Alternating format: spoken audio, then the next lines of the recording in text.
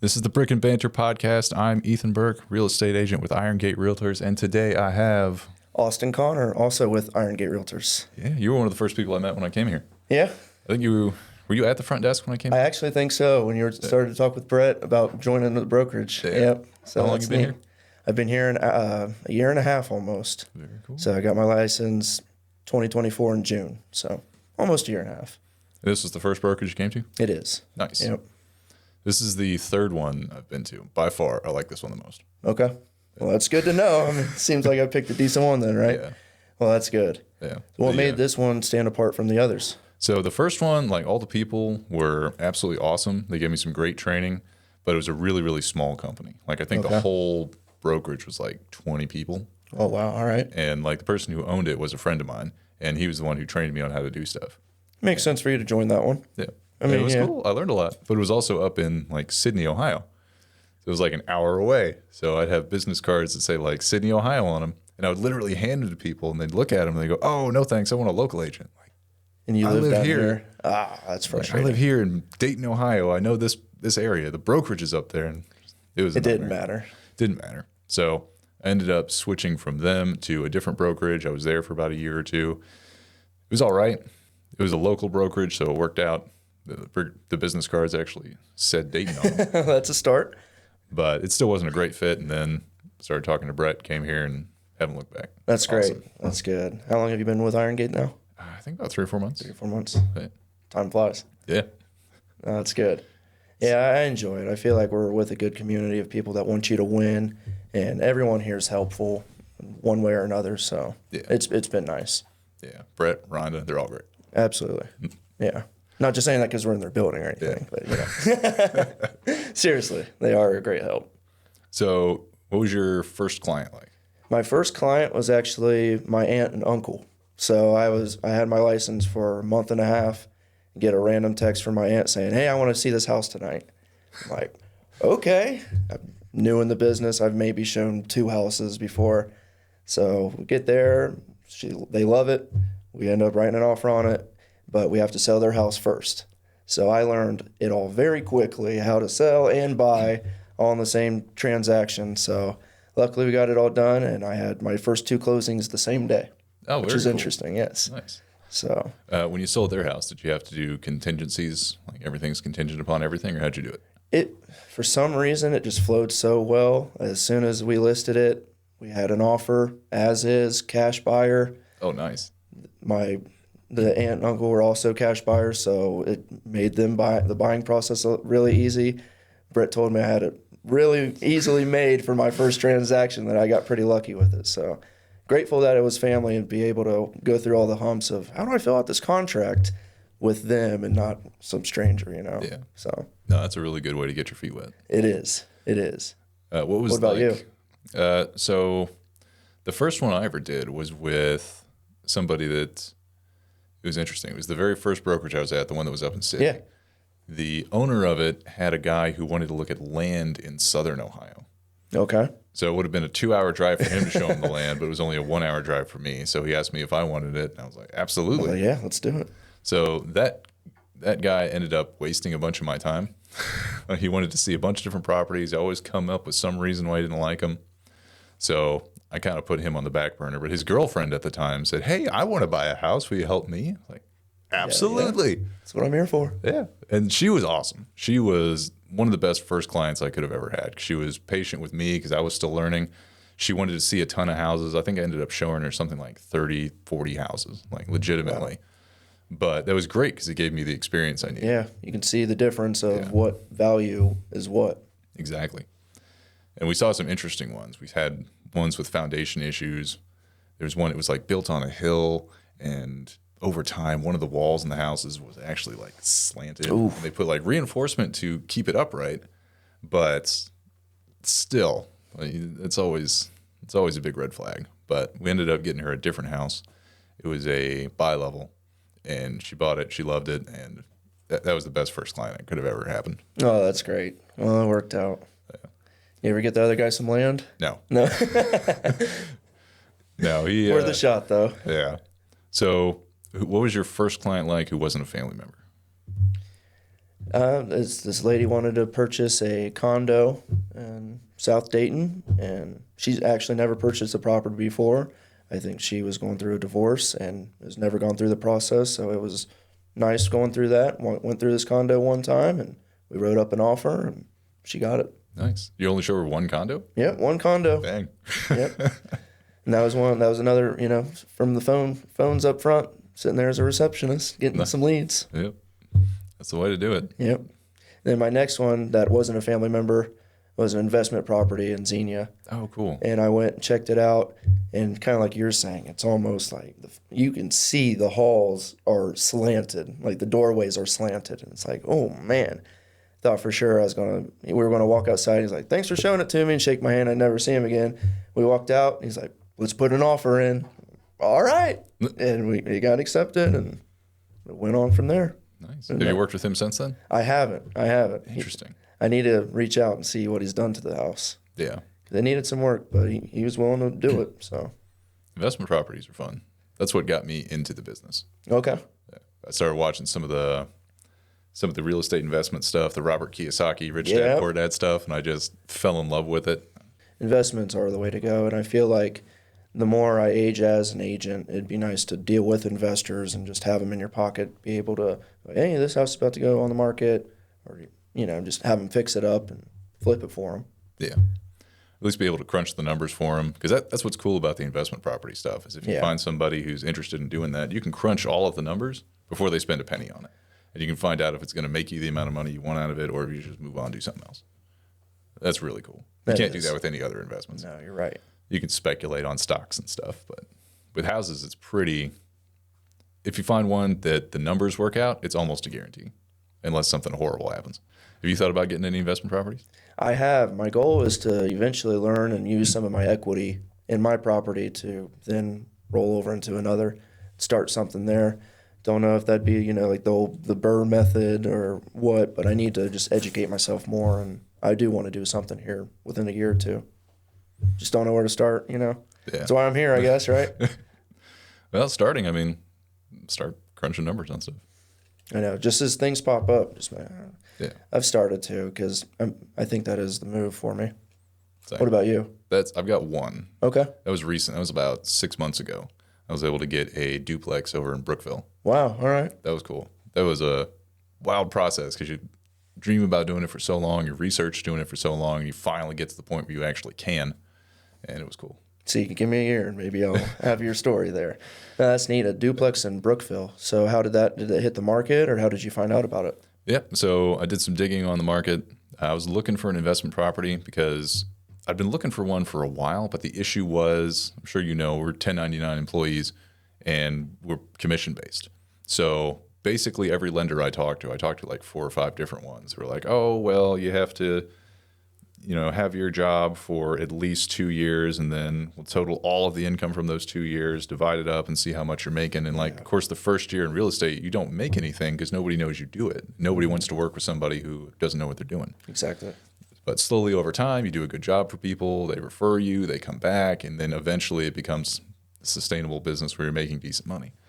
But if you're trying to buy an investment property and all these lenders want to see sustainable income, it makes it real difficult. So I tried with a few lenders, and I was just getting absolutely nowhere because that's all they just wanted the income base. And finally, I ran into a woman named Lindsay at Cross Country Mortgage. Shout out to Lindsay Babb Acres. I had her on. Hey. I think she was like episode 5 or 6. But nice. Yeah, she's awesome. She introduced me to something called a DSCR loan. Okay. The debt service coverage ratio loans. Have they mentioned those here? Because they're not like super popular. Not necessarily here, but I've heard some lenders talk about them and getting them done for agents specifically. Yeah, like they're perfect for people like real estate agents or people who write off a bunch of their income, like tips and stuff. What it is a debt service coverage ratio loan. Basically, if the property itself is cash flowing enough to pay the mortgage, you can buy it. They don't have to look at any of your income statements at all. They still want 20-25% down or something on it, like any kind of investment loan. Right. But they allow you to buy it. No, that's huge. Yeah, that was great because that was the only way I could qualify for one because it doesn't look like I make anything. And you went through a few different lenders to get to that I went through like 4. Wow. Yeah. Wow. And there was one specifically, I'm not going to mention them on here. Sure. But they were like, oh yeah, we can do stuff like that. And then I waste a bunch of my time looking at properties. I say, okay, I found one I like. Let's sit down. Let's do it. Here's the one. Let's go. Yeah. And they're like, oh, there's actually a whole bunch of stipulations for this that I didn't know about because I don't know what I'm doing. But yeah, sorry. I'm like, awesome. Cool. Well, I know who not to refer to anybody else. But Yeah. Lindsay did a great job. Good. And that's as more experience we get, having lenders in your back pocket as well is huge. Yeah. Just someone that you can refer to and call up with questions or like, hey, do you offer this kind of service? Makes a difference. Yeah. Yeah, that is a great thing that over time you realize who does a good job and who doesn't. And you just never refer the people who do a bad job ever again. So have you had any difficult clients yet? I've had a couple, just hard to get to the finish line, whether that's buying or selling. But I feel like that's what we're here for, is to help smooth things out and just having that even mind throughout the whole process. And like they always say, not to get your emotions involved with it, not to match emotions anyway. Yeah. So, but I haven't had anything where it's kept me up at night too much, so we're good there. Nice. No, not too difficult, I'd say. Every transaction's different. I feel like people think agents are just opening doors and writing contracts, but I've mopped floors, I've helped move, I've taken cuts of my commission just to help out, So there's a lot to it. Yeah. Yeah, I've done the same. I've helped people move. I've definitely taken cuts sometimes. With the first deal, my aunt and uncle, I helped them move the entire house. Somehow we miraculously did that in one day. Nice. I had a U-Haul, and I called up two friends to take the day off to help me move them. We packed the entire thing. One of them worked at 2 men in a truck. So I had some insider help there. I had a pro. And we left for the closing, and about 3/4 of it was still needing to be packed up. And I'm like, man, I don't know if this is all going to fit in one truck. And I got the call on the way, like, it's all in one truck. We're good to go to the next house. I'm like, oh my gosh, they did it. It was a miracle, but they made it happen. You said that was your cousin? My aunt and uncle's property, but then I had two friends take the days off, help me out, help me move them. I had somebody, I helped him and his wife with a new construction. It was a Ryan home. And I offered to help them move. So that was pretty cool. I got to help them move all their stuff out of their old apartment, move everything into the truck. They had a bunch of neighbors and friends come and help them. So that was pretty cool. That is neat. Well, that's nice that neighbors and everything help too. Yeah. I try to offer that to people because I think that's not something that most agents do. And it's a great way to help people out. It doesn't cost you anything but time unless you hurt yourself. Right. Especially if they can't do it. And you can. I mean, what's 5-10 minutes of moving some furniture around? Yeah. That was interesting. Have you done new construction before? I've not sold any new construction. I've been a part of the Right Cycle Estates, helping build that up in Xenia. It's a new builder, new community. But other than that, no. What have you done with them? Really just holding open houses. It's a new plat, so it's built from scratch at the moment.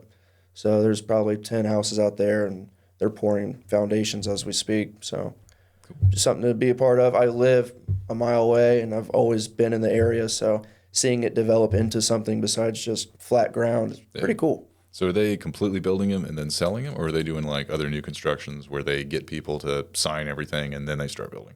A little bit of both. There's some pre-built, and then there's lots that you can choose from and pick a different design out or a plan and have that built. And they're a little bit more custom than others. So if you want extra space in the garage or bathroom or whatever, they're willing to customize it. That's cool. So that's pretty neat. Have you sold any? I haven't. Not yet. Just the open houses so far? Yep. Just a representative out there. That's pretty cool. Did you hit them up and ask, or did they hit you up? Well, it's Brett and Rhonda's listings. So it's Irongate's listings out there. Gotcha. And so they know that I'm out there in the area, so it makes sense. You got any clients from the open houses? A few. I've shown a few. I haven't sold any off of open houses actually at all. But I've done business and helped others, try to find something, but nothing really successful. I don't have an open house success story yet. I've only gotten one client from an open house that actually ended up buying something. It was the new construction family. Okay. Did they build in that same lot, or did you hold they built open? Somewhere else. Okay. They were looking at bigger houses, and then eventually they just decided to build one with Ryan. Okay. Was that process pretty easy? I would like drive up there all the time and take pictures during the building process, because if the builder takes pictures, they may or may not show you everything you want to see. They may or may not do it as often as you want. Also, I was on all of the calls to make sure that they're actually doing what they say they're going to do, that kind of thing. Luckily, they did, so no complaints. Also helped somebody buy a house closer to Cincinnati. It was a John Henry home. They're awesome. John Henry home, I got nothing but good things to say about them. They did great. Is it near Cincinnati? Yep, it's closer. It's kind of in between, but closer to Cincinnati. Okay. Yeah, it was down in Mainsville.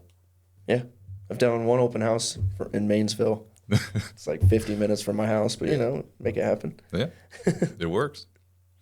Yeah, they did a great job. They did really good quality work. I had a home inspector come in who's actually built new construction houses so that he could look at it during the it's not the scaffolding process, but when they had the bones of the house up, all the framework's up, but they haven't put like the insulation or the drywall in, so you can actually see the construction of the house. And he was really impressed with everything they did. So that was pretty cool. And he was the one inspecting it? Yeah. That's nice. Okay. Yeah. That's also a good reason to have an agent come with you when you do your new constructions, because we know that kind of stuff. Absolutely. A lot of new construction companies will say, oh, you don't need an inspector. Just the reps out there, yeah. They don't want to have to fix anything if it is wrong. Because not all new construction companies are equal. Some are better than others. Yeah, I'm sure. Yeah. And they all sound great on paper when you go to talk to them. Yeah, can't say enough positive things about John Henry Homes, though. They did great. Okay. Is that only one area, or are they? I think they're a smaller company compared to some of the other big builders. So I think they're, at least right now, localized more around Cincinnati. Okay. I know Mainville and Loveland, that area, it explodes. I mean, it's huge. It's a nice area. It is. It is a nice area. In a sense, sort of, and only because they didn't really understand the buyer brokerage agreement. Mm. So I would show them a house, and I would just sign it for that house, which is no problem. That's what I normally do if I'm first meeting you. Yeah. Sign it for one house, no obligation, just a week or so, So did that, but then you do it again and again and again and again. And eventually got to a point where I showed him a house on a Sunday afternoon. And then the Monday, I reached out and I sent him another one, because that's how we were at this point. I'm just sending him more. And he just said, well, I'll let you know about that. I've got one under contract right now. It's like, I just showed you a house yesterday. What do you mean you have one under contract? Yeah. So he was working with numerous agents, and that contract didn't end up working out. So he reached back out, and at that point, I'm like, I think you just need to stick with someone else. Now, the one he had under contract, was that one that you had showed him? No, at least I don't think so. Okay. Yeah.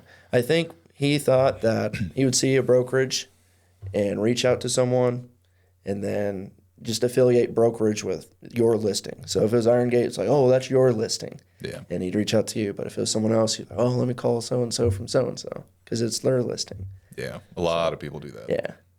So, learning process. But hopefully he figured something out and got a home after touring a couple, Yeah. Well, how many houses did you end up showing him? Probably 6 to 8. Yeah, so not a ton, but it's day after day after day. Yeah. That's still a good time investment, because you have to not only drive out there, but you have to research all of them. Yeah. Funny enough, one of the agents around here also was talking with this gentleman, and it's just like, my goodness, what are you doing? And people don't know what they don't know. So, if you think maybe so-and-so, it was better to show you a house one day than the other, but there's nothing there that sticks with people, I guess. Yeah, people have some really odd ideas about how our business works. I remember before we had the new buyer agent agreements, there was one couple that asked me to show them this really nice house, and they seemed really nice. They were really excited to see it. And all right, awesome. I researched the house. I take them out there. I show it to them. They're like, oh, this would be perfect. We can put this over here. It's great. And I'm like, this is awesome. And they're like, cool. Yeah, tomorrow we'll reach out to our real estate agent and have them put in an offer on it. I'm like, what are you talking about? Like, oh, yeah, our agent is on vacation. She doesn't come back until tomorrow, and we really wanted to see it today. Like, oh, cool. So you wasted my time. Appreciate it. That's cool. We can leave now. And this is before the buyer brokerage agreement. Okay. Yeah. See, for me, I started in June, and then that changed that August. So really, I don't know anything but the buyer's brokerage agreement. So it's nothing but normal to me. But it's funny. I was maybe a month into it, and we were going to the class discussing the changes at DAR, and one of them, we were walking out, and just one or two of them were just like, "This is bullshit." Going down the stairs, I'm like, "Yeah, I don't know. Is it bullshit?" But I think it protects everyone. Yeah, I think it's a benefit. I mean, like I said, I don't really know any else, but I think it's a huge benefit to not only the agents but also the buyer to protect them. I love it. And those are the people watching who don't know exactly what a buyer-broker agreement is. Basically, everything's negotiable. Not a lawyer. Look up your own specific facts. I'm not trying to get sued. But the basic premise of it is you sign it with a buyer's agent. A buyer signs it with a buyer's agent, and all it really says is you have to use that buyer's agent to buy the house that he showed you. That's pretty much it. Yeah. All it does is it stops people from using an agent to go and see a house and say, all right, cool, I'm going to go do my own thing, or like the situation I was in where they wasted my time to go out there and then just go behind your back and do something like that. And I love it. I think it's a great thing. It saves a ton of time because I've had people before that where they wanted to go see a house out in the country. And I do all my research on it. I go to show them. And first thing they do, they like walk in, immediately turn their back to me, start looking around at stuff and just completely ignore my existence. I'm like, awesome. These people they're just using me to open the door. Mm-hmm. They should have talked to the listing agent. So the listing agent could come out here and show them because they had no interest in working with me at all, which is fine. You don't have to work with me, but don't waste my time either. Right. That's fine. So I like. I bet that did happen a lot prior to it. A lot because there wasn't anything you could do about it. Because now buyers probably feel a little bit more obligated to work with someone, or they're like, take it a little bit more serious, if anything, by signing a buyer's agreement to be able to even see a property. It's like, okay, well, we better be serious if we want to check this out. Yeah, absolutely. And like, it's not like the agreement forces them to buy anything. No, there's no obligations. Yeah, that's the thing. It doesn't cost you anything to go see a house, whether you sign one of those or not. It just says if you decide to buy it, you have to use that agent who spent the time and effort to go show you and research the house, which is great. Yeah, that is a huge benefit. I mean, I hear some states have always used it. I think Washington maybe, but I think there's a few states out there that have nothing but the buyer's brokerage agreement in place for years at least. Could be. I haven't looked it up, but it's a great idea. I wish we had it sooner. Sounds like it. There was one specific instance. Like I was showing this one couple. We had to look at least like 15 houses. We had a couple that we had one specifically that went under contract, but it fell through. And I was showing them houses for so long that their pre-approval letter eventually expired. So they go to a bank. I'm not going to say which bank, but you know who you are. They go to a bank, and the bank says, "Hey, if you use one of our agents, we'll give you like a 1% discount." And they were like, "Okay, great. Yeah, we're going to do that instead." So I wasted months of my time showing these people houses and helping them with contracts and everything, just so this bank could just steal them right out from under me. Like we could have talked and worked something out. I'm not. What's the benefit from the bank's side of things? I think they just weren't paying the agent as much. Okay. Something. I don't know what exactly they were benefiting from. Right. Maybe just, I think what it was they were using it as an incentive for the client because the client was paying less commission to the agent because the bank was giving the client's referral to the agent. So the agent was happy. The bank got the client, and they were just kind of skimming money off the agent's commission. Yeah. Which, I mean, yeah, it was interesting. Yeah, that probably doesn't happen much anymore. Yeah. Or, I mean, it can't really. Yeah, now with that brokerage agreement. It's awesome. Yeah, there's something to realize, not just in real estate, but just in anything and everything people do. If there's an organization or a person and they're doing one shady thing, they're doing a bunch of shady things. You just haven't found out about it yet. Do you keep in touch with the people after you sell them stuff? I do. Usually wish them, happy spring, happy holiday. Like this fall, I took buyers' mums. I delivered them on one of my days off. Just delivered them flowers. Moms. Yeah, the flowers. Brought them a mother. I brought them flowers, put them on the porch, a little note that we have here. That's cool. Just saying, happy fall. Yeah, because it's a tricky balance to reach out to people and without making it seem like salesy. Right. I don't want to feel salesy at all. Definitely over that. So it's nice just being friendly, just being the go-to guy, and no pushiness. Yes. One thing that I like doing with people that somebody else gave me the idea and I kind of just stole it. Everybody that I've helped buy or sell a house over the course of the last year, right before tax season, I'll print out the not the net sheet, the cost sheet, what's it called? The Alta. I'll print out the Alta and I'll just mail it to them. And be like, hey, when you go to do your taxes, here's all the numbers in case you lost yours. And it's a nice relevant too. It's a nice way to be relevant and just remind them, hey, I exist and here's something useful and helpful for you. No, that is first of the year. And it costs almost nothing. You just print something out and send it, and it can be really helpful for people. So that's one thing I've done. How long have you been in the business? About 3 or 4 years. 3 to 4 years. At this point, have you had any referrals from people that you've sold or helped sell to? Yep, I've had a couple. So I think the average amount of time people stay in a house is like 3 to 5 years. Last time I looked, numbers could be different now. Yeah. But I've had a couple past clients refer me to other people. I'm trying to think if any of those have actually made it to closing. There was one lady who was going through a divorce and was talking about listing her house, but I think the husband ended up like paying her half of what the house is worth in the divorce and keeping the house or something like that. So I didn't make a sale off that, but I was able to help him a little bit with that because I was crunching the numbers and showing him everything. Other than that, I have. A good majority of the clients I've gotten so far have actually come from the jiu-jitsu school I go to. Yes. I sponsor them. Okay. So they use the money I give them to fly people out to tournaments and stuff. Oh, wow. They got my ad on the screen in the corner. It's pretty cool. Oh, okay. So I've helped at least like 4 or 5 people from the jiu-jitsu class, and a few of them have referred me to people. See, that's awesome. I'm sure that's a tight community. Do you do any like local sports or anything? I used to bowl. I bowled a lot, but That's a great place to advertise. It is. It is. It would be. I need to look into that. But yeah, I bowled my whole high school career. That was the only sport I actually played in high school. 4 years of varsity bowling. Nice. Were you good? I was all right. I mean, I wasn't bad, you know. But yeah, it's fun. But you're right. Getting into something like that, even a league, just being a part of a community, it's huge. Just last year, I joined, or 2 years ago now, I joined a pool club here in Dayton, Beaver Creek border, Cardinal Hill. Nice. And been a part of their board for the last year, help with fundraisers and events. So just helping out the community, getting my name involved and being a part of something. That's pretty sweet. Yeah. Or I joined the axe throwing league at Wild Axe Throwing for one of their sessions. That was pretty fun. And I had one guy from there call me to come look at a house out in the country that the basement wasn't quite right, so they didn't end up going for it. But he kept my information, so that was pretty cool. It is. It was a lot of fun throwing axes.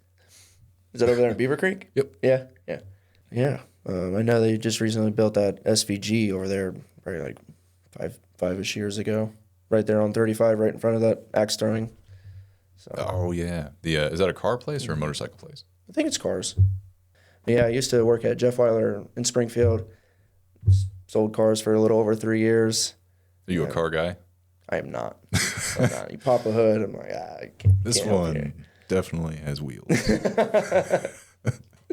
About the extent of it. And that was nice. Really just learned like the process of the sale and helping people accomplish what they're looking for. And it's really how I learned how to get along with people and build, hospitality. Yeah. I feel like I've been part of hospitality and sales my whole adulthood. So it's a good skill set. This is a pretty good happy medium for that. Yeah. It's a really nice medium when it comes to sales because it's not like you can talk someone into buying a house who doesn't want to buy a house. No, and you don't want to, like you said. All you're really doing is helping people who already want to do it just get through the process. Exactly. Yeah. That's awesome because I don't feel like a salesman in this job. No, and I've told numerous people, coming from other sales, it's different. It's not like it's a you versus me kind of thing. It's we are in this together, and whatever your goals are the goals that I also want to get accomplished. Yeah. So we're on the same page and fully looking out for one another. Yeah. I had a few people ask me this, and I think it's good for people to hear it on the internet.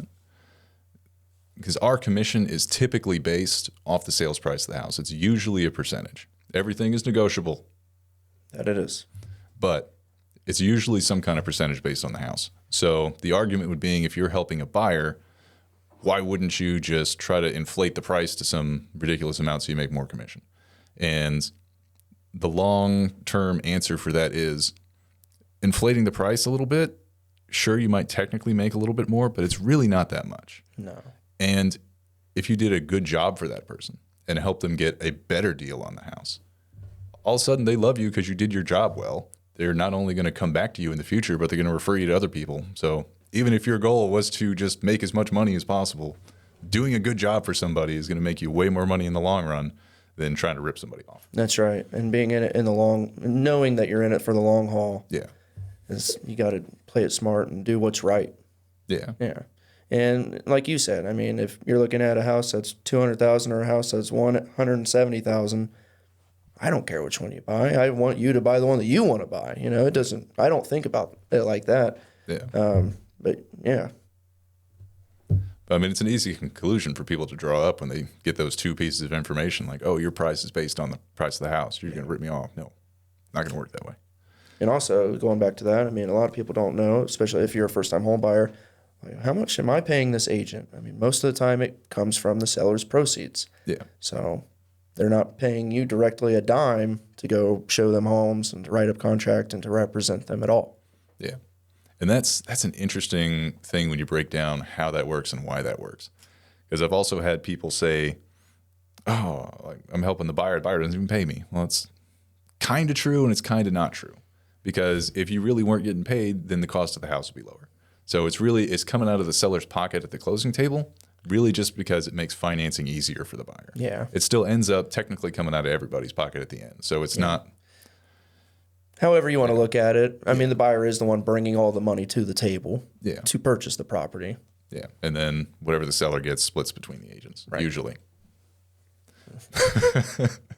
But yeah, that's how and why that works. Just makes getting a loan and bringing money to the closing table a lot easier for the buyer when they don't have to also bring the money for the buyer's agent. Right. Yeah. But it is kind of complicated as to how and why it works that way. But I think the reason it works that way is because back in the day, the buyer didn't have an agent. It was just buyer beware. Then eventually we figured out that, oh, okay, if both sides have an agent, everybody has some representation. It's not buyer beware. There's less lemons getting sold out there. Everyone's happier. Yeah, it's a win-win. Yeah. So it's a weird roundabout way we get to how the system we have now, but it kind of makes sense when you break it all down. So what's your long-term goal in this? Do you want to just own a bunch of investment properties and retire on a beach somewhere? Or are you planning on doing this till you retire? I plan on doing this till I retire. As far as, I mean, residential, I think it's going to be a snowball effect.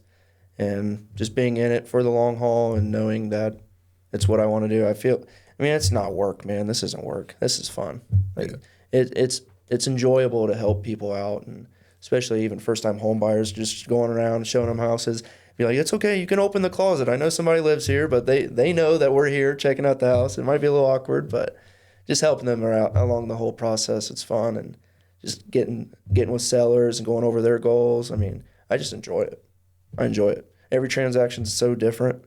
So, do you have a favorite between buyers and sellers? I don't know. I feel like with sellers, you're almost helping them solve a problem in a way. You know, whether That's a good way to look at it. Yeah, whether that's just, you know, I want to move on to the next one, or hey, we don't need this property anymore. I feel like you're almost helping them solve an issue or, you know, move to that next step. And buyers, I feel like it's almost a little bit more fun. You know, like, oh, do you like this? Do you like that? And figuring things out for them, representing the buyers. Yeah. I love the first-time home buyers. Yeah. First-time home buyers, they're so excited, and just it's such a big step in their life, getting that first house. And even if you have to show them a ton of houses and they're really particular, when they finally find that one and their face just lights up and they get the keys at the end, and that's a serious moment that they'll remember forever. It's cool to be a part of that. It is. I think my favorite deal that I've been a part of, or at least at the closing table, was some of my best friends purchased a house, their very first house. And they were just beaming with joy, and everything was so great. And even the agent texted me afterwards, like, I'm so happy for your clients. You can just tell they're so happy. And just being a part of that is so gratifying. Yeah. So here's one I always ask anyone involved in real estate. What's the longest you ever went without a paycheck?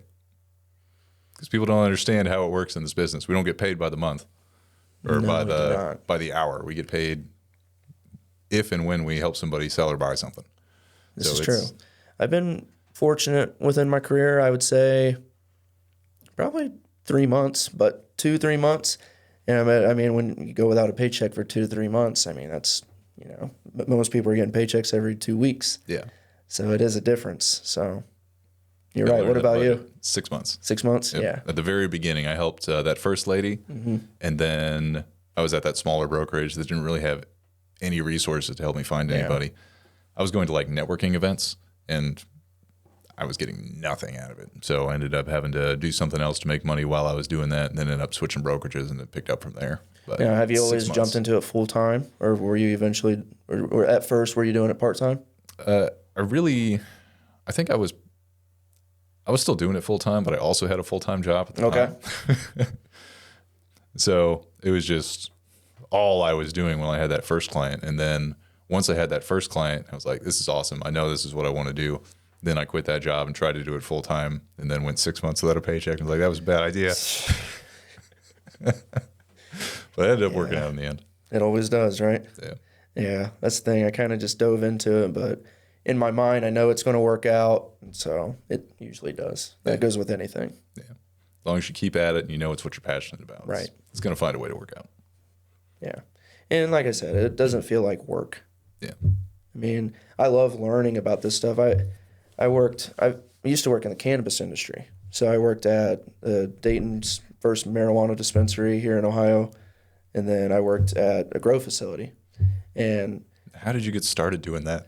There So was just I- on Indeed and you just applied? so actually, I worked at a dealership off Colonel Glenn, and right down the road, there was a building being built, and I'm like, oh, what is that? And found out that it's going to be Dayton's first medical marijuana dispensary, and I'm like, I'm going to work there.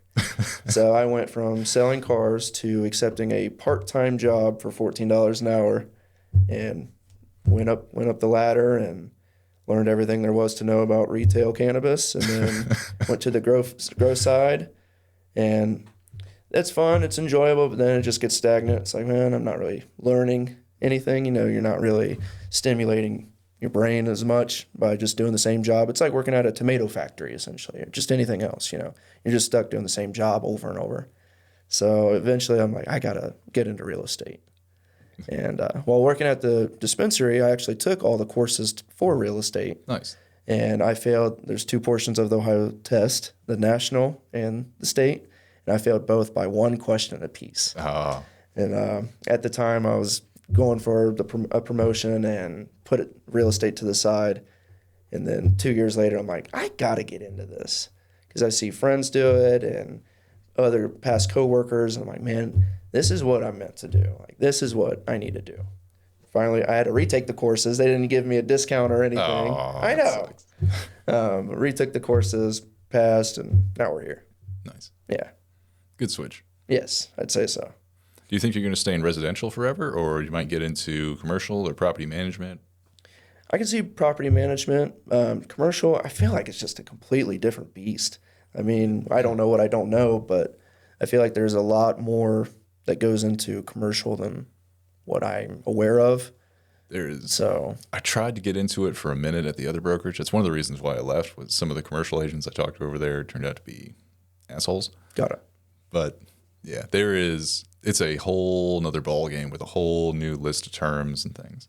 And what's wild about the commercial is there's so many different types of it. Like here we got a residential house. You might mix it up with an investment property that's still basically a residential house, like a 1 to 4 unit. Or a condo. Yeah, or a condo, something like that. But there you could have a warehouse, you could have a factory, you could have a lease. Lease could be its own thing. You could specialize and spend your entire career just on leases. And all the terms are different. It was cool. I'd love to do it, but that's one you'd need some kind of expert to really walk you through. You don't want to make a mistake when you're selling a $10 million factory. Bad stuff happens to them. Yeah. And nothing is standardized. Like here we have one contract. They just go to a lawyer and say, Wild here, West type me up a almost, yeah. contract. And you take that to your lawyer and say, hey, read this contract. It's wild. It's the Wild West. What's your goals with it long term? So it's a good question. As far as, I wouldn't mind getting into the lease aspect of commercial because I have a lot of friends from the jiu-jitsu school, and anytime anyone gets near their black belt, they're like, I want to open a school. And like, that would be cool to be able to help them with that. Yeah. Even if that's the only commercial I know, that would be awesome. Being able to help that, yeah, that would be huge. So I wouldn't mind that. I do want to get into property management because real estate investing is what got me into it. Eventually I want to just have a bunch of investment properties and then not necessarily do real estate on the side, but mainly do that and help people with investment properties and things like that. And property management's a great way to do that. And I'm managing my property out in Brookville. I figured that was a good way to experiment and learn the process. Because if I mess up, I'm just mad at myself. It's a good trial run. Yeah. If you want to call it that. It's been fun. It was cool learning all the learning the different softwares and how exactly to manage everything and how to get people into it, how to do the lease with that. That was pretty cool. Now, do you do that all yourself? Or are you technically the landlord? Yep. You're doing it all? Okay. Yep. So far, nothing's broken. So, yeah. Well, that's good. That's good. I did a lot of research before I got into it as to what kind of numbers other people use. Yeah. So every single month when I get the rent payments, I take 14% of it and put it into a savings account just in case something breaks. Okay. I put 7% in there for just an emergency fund if something breaks or eventually I'll need to replace the roof, something like that. They call it CapEx, capital expenditures. And then another 7% for vacancy. So if a lease ends and I don't have anybody in it paying me rent, then I have that little cushion where I can pull money out of that. So that's my little like cushion every single month. It just grows, happy. Eventually something's going to break. I can just pull money out of that to fix it. Now, when you got the place, was it move-in ready? Did you have to fix up a lot? It had some issues. It was a late 1800s house, so it had a stone foundation. Wow. So there were some spots in the floor that were a little bit like they were dipping a little bit. And it was structurally sound, but it still just made me a little bit nervous. Mm-hmm. So I wanted a professional to come in and like reinforce a bunch of spots on the floor just so it's like nothing's going anywhere and I can be really happy with that. Then I had them come in and build a couple closets and they did a few other things. There was a leaky window in the attic they replaced. They put in a fan in the bathroom. When you say they, is this people that you know that you contracted out or how did you go about that? So it was a company. It was Charlie's Custom Painting.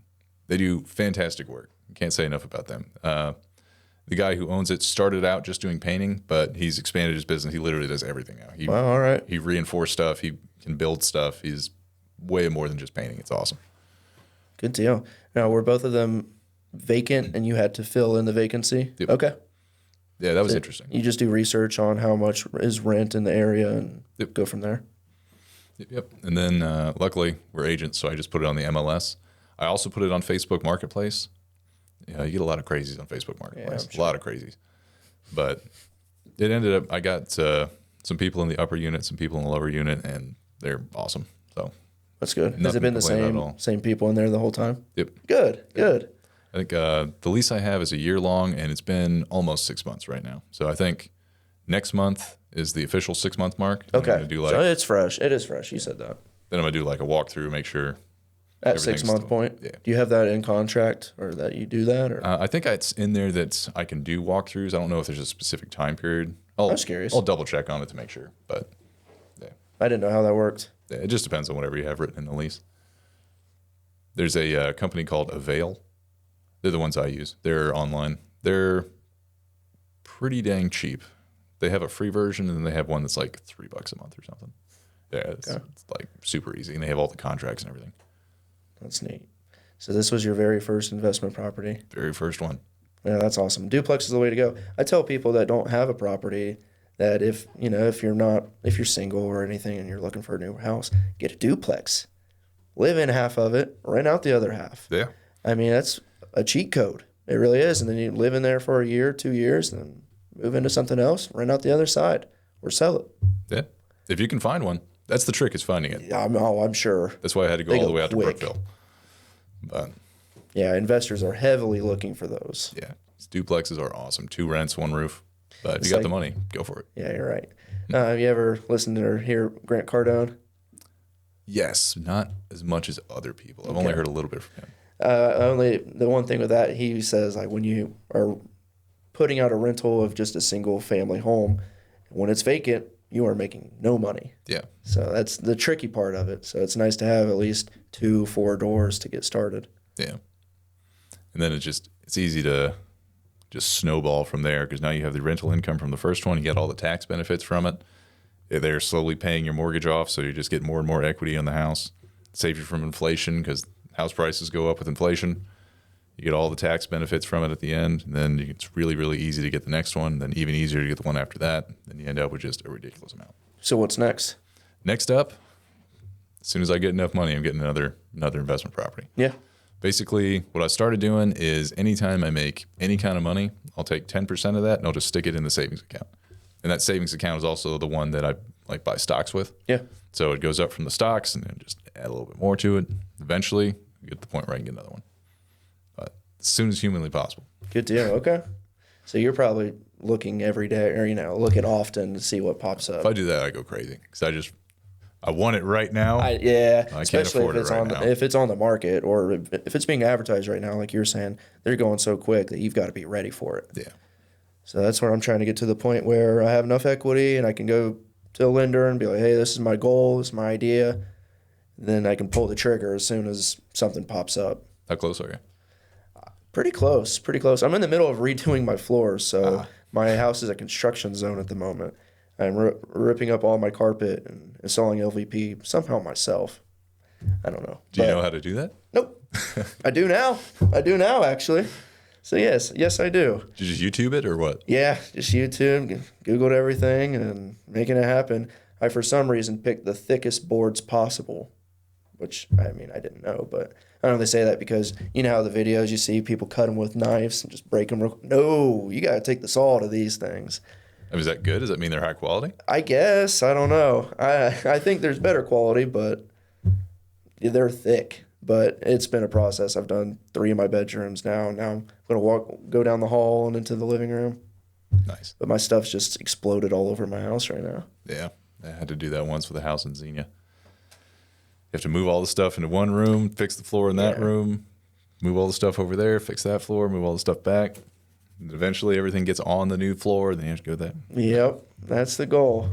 So I just finished our bedroom, and now we're going to move all of our stuff in it probably later tonight.